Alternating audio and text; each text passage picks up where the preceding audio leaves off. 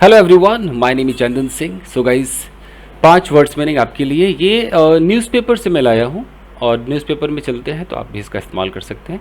पहला जो वर्ड है गाइस, ये है इरप्ट। देख लीजिए, इरप्ट है।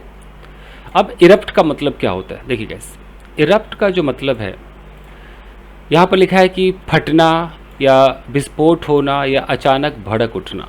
सिचुएशन देखिए, अंग्रेजी में तो है कि टू बर्स्ट आउट सडनली। अब पहले आप एग्जाम्पल्स देखिए, आपके समझ में आएगा। देखिए,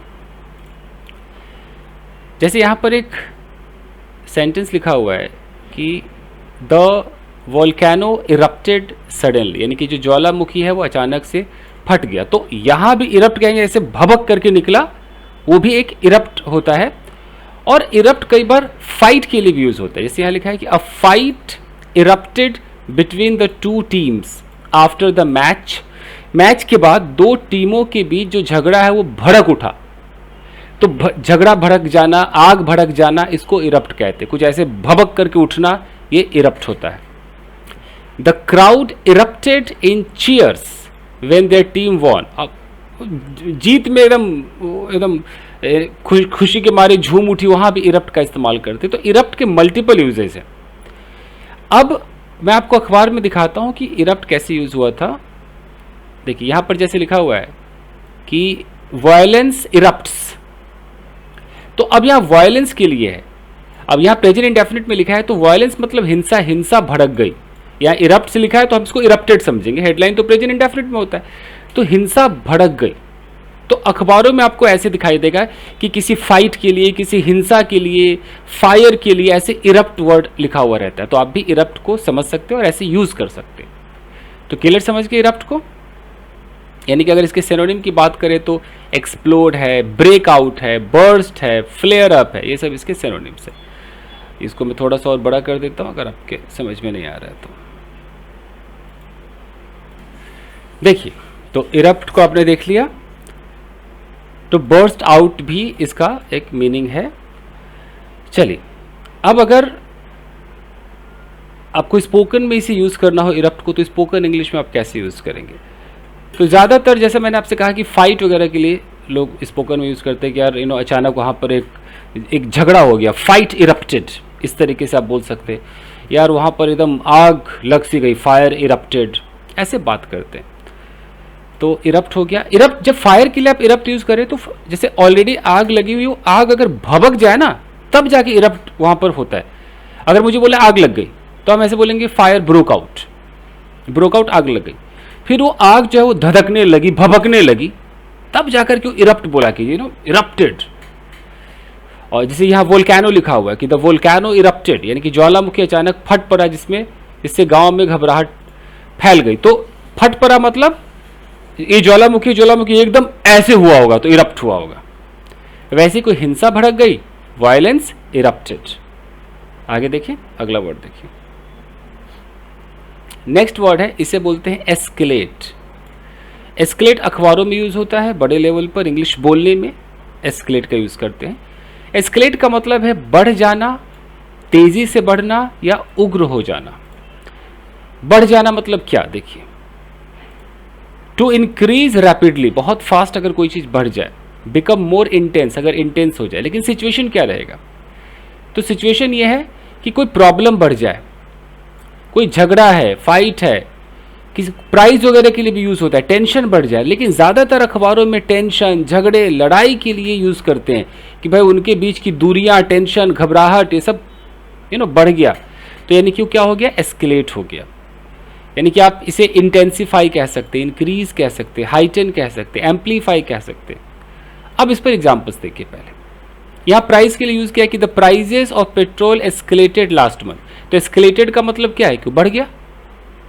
the argument escalated into a serious fight. अब आर्गुमेंट एस्केलेट हो गया मतलब वो एम्पलीफाई हो गया, इंटेंसिफाई हो गया, वो बढ़ गया।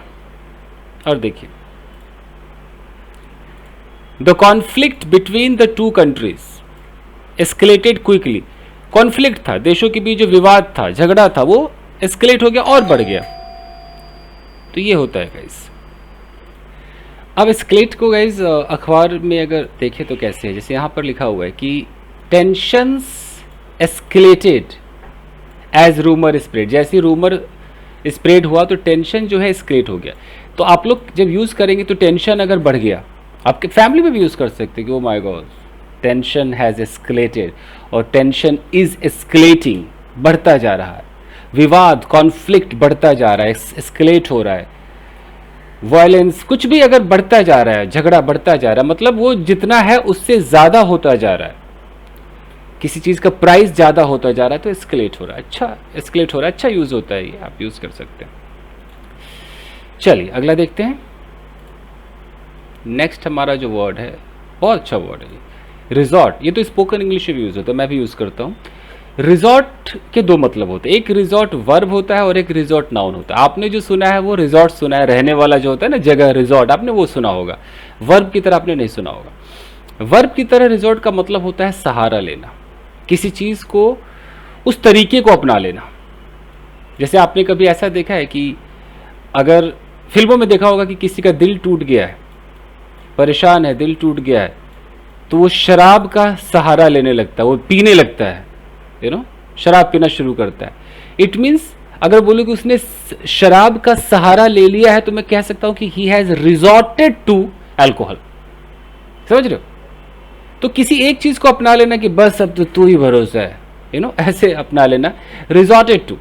कई बार ऐसा होता है कि यार ही हैज रिजॉर्टेड टू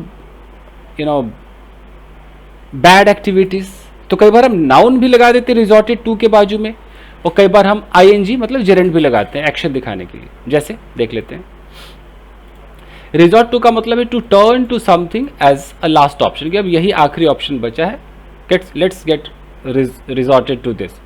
या कोई जगह है वेकेशन वगैरह के लिए आप जाते हैं रिलैक्स करने के लिए, वो भी रिजॉर्ट होता है। ठीक है, इसका इस्तेमाल कैसे होगा? तो एज अ वर्ब करेंगे तो it is used when someone is forced to take a particular action. जैसे आप किसी चीज़ मजबूर हो गए कि अब तो शराब भी मेरी ज़िंदगी में बचा, शराब का सहारा ले लो, अब तो बस यही एक्टिविटी बची है। नाउन के रूप में है कि वेकेशन वगैरह के लिए अब जाएंगे तो रहेंगे। अब इस्तेमाल कैसे करेंगे? जैसे यहाँ लिखा है कि he had to resort to cheating to pass the exam.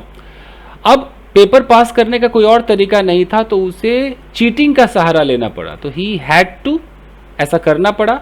Resort के बाद भी टू आता है, और ये जो टू है, ये टू आपका प्रेपोजिशन है, तो इसके बगल में जो एक्शन आएगा वो ऑफकोर्स जेरेंड में आएगा, आईएनजी में आएगा। तो आप कैसे बोलोगे? He had to resort to cheating, या आप कह सकते हो कि ही रिजॉर्टेड टू चीटिंग, उसने चीटिंग का सहारा ले लिया।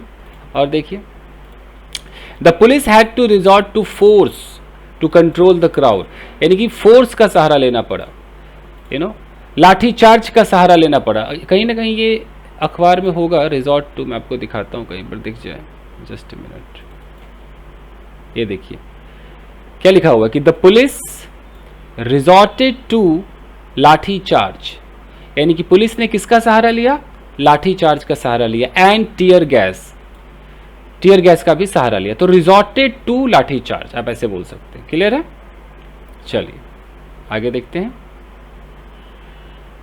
अगला जो वर्ड है इसे बोलते हैं डिस्पर्स। पुलिस वालों के लिए तो डिस्पर्स वर्ड बहुत अच्छा है, बहुत अच्छा यूज करते हैं डिस्पर्स। डिस्पर्स का मतलब होता है तितर बितर करना, बिखेर देना, to scatter in different directions. Context देख लेते हैं एक बार इसका।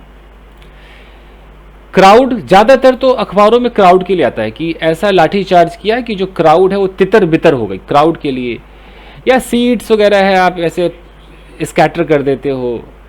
कई बार क्लाउड्स वगैरह के लिए यूज होता है। आइए देखते हैं सेंटेंसेस। जैसे यहाँ पर लिखा है कि the police used tear gas to disperse the crowd. तो पुलिस ने टीयर गैस का इस्तेमाल किया। क्यों किया भाई? To disperse the crowd, crowd को तितर बितर करने के लिए, उन्हें भगाने के लिए कि हटो भाई, यहाँ जो एक साथ इकट्ठे हो गए हो, जाओ इधर उधर फैल जाओ, हटो यहाँ से। या बोल सकते हैं कि the wind disperse the clouds, हवा इतनी तेज बही कि जो क्लाउड्स है जो एक जगह एक्यूमुलेट हो गए थे वो अब डिस्पर्स हो गए, इधर उधर भाग गए। तो डिस्पर्स वर्ड है आपका। ठीक है, अगर अखबार में देखें डिस्पर्स तो यहीं पर आपको डिस्पर्स दिखाई देगा। देखिए, the police resorted to lathi charge and tear gas to disperse the crowd, लिखा है ना, यहाँ भी डिस्पर्स का ही इस्तेमाल है, डिस्पर्स द क्राउड। ठीक है, चलिए अगला वर्ड आर्सन। ये आर्सन हिंदी बोलने में ना इसको आगजनी कहते हैं, सुना होगा। जब भी कोई दंगा होता है तो वहाँ पर बोलते हैं ना कि आगजनी हो गई। तो आगजनी एक नाउन है उस आगजनी को आर्सन कहते हैं। आर्सन का मतलब कि उसमें आग लगा दी गई कहीं पर, अब इस्तेमाल कैसे करेंगे देख लेते हैं। इसका कॉन्टेक्स्ट क्या है कि it is used in criminal or legal cases when someone intentionally burns a building, vehicle or property. कभी भी जब कोई दंगा होता है तो कोई किसी गाड़ी में आग लगा देता है, किसी बिल्डिंग में आग लगा देता है, किसी प्रॉपर्टी में आग लगा देता है, तो वो जो आग लगाना जो है वो आर्सन है, वो आगजनी है। अब सेंटेंस कैसे बनाएंगे कि the police arrested him for arson. अब यहाँ पर प्रेपोजिशन लगाया और यहाँ पर आर्सन, ये नाउन है, प्रेपोजिशन के बाद नाउन आता है, लगा दिया कि पुलिस ने उसे अरेस्ट किया। किस लिए अरेस्ट किया, किस आरोप में, तो आगजनी के आरोप में, आर्सन के लिए आरोप, मतलब कर दिया, अरेस्ट कर लिया। आगे है the fire was not an accident it was arson. वो आग जो लगी थी वो कोई एक्सीडेंट नहीं था, ये आगजनी थी। आगजनी मतलब इंटेंशनली ये आग लगाई गई थी। The criminal was charged with arson. Criminal को पे जो चार्जेस लगे, अब चार्ज के साथ प्रेपोजिशन विद आता है, तो charged with what, with arson, arson का चार्ज लगा, एंड थेफ्ट और चोरी का चार्ज लगा। Investigators confirmed that the factory fire was due to arson. Factory में जो आग लगी थी वो आर्सन थी, एक्चुअली वो आगजनी थी। The old building was destroyed due to arson. पुरानी बिल्डिंग ढह गई, तहस नहस हो गई आगजनी की वजह से। अखबार में इसका इस्तेमाल आर्सन का कहीं पर अगर दिख गया मुझे तो आपको दिखाता हूँ, ये रहा आर्सन। अब यहाँ पर क्या लिखा हुआ है कि stone throwing and arson being reported. पत्थर फेंकना और आगजनी जो है वो रिपोर्ट में आ रहे थे, रिपोर्ट किए जा रहे थे, बीइंग रिपोर्टेड। तो हो गया। चलिए अब इन पर एक छोटी सी कहानी है, उस कहानी को आप सुने। कहानी में क्या है कि राज वॉज अ पीसफुल मैन। राज नाम का जो लड़का था बहुत ही पीसफुल, शांति प्रिय आदमी था। Who ran a beautiful resort by the lake. यहाँ पर रिजॉर्ट एक नाउन की तरह यूज किया गया है, रहने की जो जगह होती है, कि वो एक रिजॉर्ट चलाया करता था एक लेक के पास। People from all over the country came to relax there. हर जगह से लोग आते थे वहां रिलैक्स करने के लिए। वन इवनिंग, एक शाम की बात है, as he was checking the bookings, वो बुकिंग्स को चेक कर रहा था। A loud explosion was heard, एक बहुत बड़ा विस्फोट सुनाई दिया। A gas cylinder had erupted in the kitchen. अब इरप्टेड मतलब फट गया था। अब देखो गैस सिलेंडर फटने के लिए इरप्ट का यूज है। अ gas cylinder had erupted in the kitchen, kitchen में गैस सिलेंडर फट गया था। कॉजिंग अ मैसिव फायर, जिसकी वजह से बहुत बड़ा फायर वहां देखने को मिला है, बहुत बड़ी आग लग गई ऐसा। The fire escalated quickly. अब फायर के बढ़ने को एस्केलेट कहा जा रहा है कि आग जो है वो बहुत ज्यादा बढ़ गई, तीव्र हो गई, escalated quickly, spreading to the wooden cottage, और वुडन कॉटेज में भी आग पहुंच गई। पैनिक्ड गेस्ट्स, वो गेस्ट जो पैनिक हो गए थे, स्टार्टेड रनिंग, वो भागने लगे, इन ऑल डायरेक्शंस, हर डायरेक्शन में भागने लगे। And the staff tried to disperse the crowd safely, और जो स्टाफ था उस क्राउड को तितर बितर करना चाह रहा था, सेफली कोशिश किया। The fire fighters arrive just in time, जो दमकल की गाड़ियां होती फायर फाइटर्स वो टाइम पर पहुंचे। And managed to control the flames, और आग को कंट्रोल करने में सफल हो रहा। आफ्टर एन इन्वेस्टिगेशन, एक इन्वेस्टिगेशन के बाद, द पुलिस फाउंड, पुलिस को पता चला, found out that it wasn't an accident, ये एक्सीडेंट नहीं था, इट वाज आर्सन, ये आगजनी थी। Someone had deliberately set the kitchen on fire, किसी ने जानबूझ करके किचन में आग लगा दी थी। With no other option left, जब कोई ऑप्शन नहीं बचा था, Raj had to resort to installing CCTV camera, Raj को सीसीटीवी कैमरा इंस्टॉल करना पड़ा, रिजॉर्ट टू से सहारा लेना पड़ा कि अब कुछ नहीं भैया, सीसीटीवी कैमरा का ही सहारा है।